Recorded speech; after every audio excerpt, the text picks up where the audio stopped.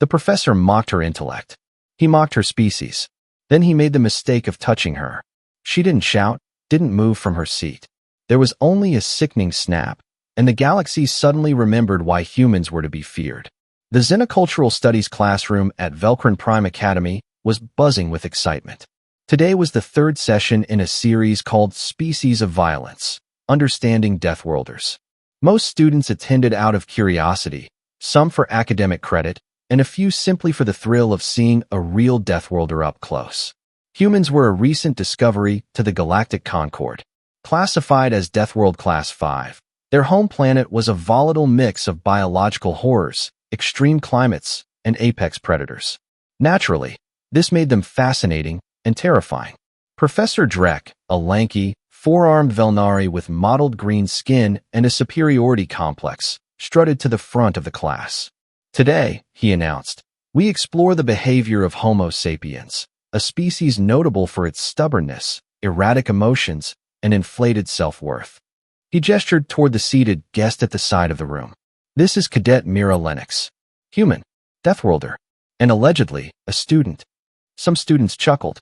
Mira didn't. She sat relaxed in her chair, hands folded, expression unreadable. Her long, dark braid draped over her shoulder like a coiled snake. Humans, Drek continued, respond disproportionately to perceived threats. Prone to aggression, they frequently mistake instruction for insult. He turned toward Mira. Do you understand the difference, Cadet? Perfectly, she said. Drek sneered.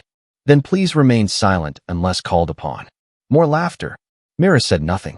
He spent the next 20 minutes ranting about primitive behaviors and inferior physiologies, often throwing snide remarks toward her direction. Mira didn't flinch. She barely blinked. Then came the demonstration. Let us examine reflexive response. Deathworlders, we are told, react quickly under threat. But let us test that. He walked up to Myra's seat, hovering above her. You will not move, he instructed. This is merely a demonstration. His top left hand reached toward her shoulder. She looked at him. You shouldn't do that. He scoffed. Scared, human. He placed his hand on her shoulder. Her right hand moved. Just once. There was a wet crack. A howl of agony. The room erupted into chaos. Drek dropped to the floor, cradling his arm, which now bent in a direction it absolutely should not. Mira stood slowly, her voice ice cold. Where I come from, you don't touch people without permission. 2 security bots rushed in. The students watched, stunned, not knowing if they should intervene or applaud. Professor Drek was hauled away to the medbay, still screaming. The dean arrived minutes later, pale and panicked. What happened, he asked. One brave student stepped forward. She warned him. Another nodded. She never stood up. He touched her. She reacted. The dean turned to Mira.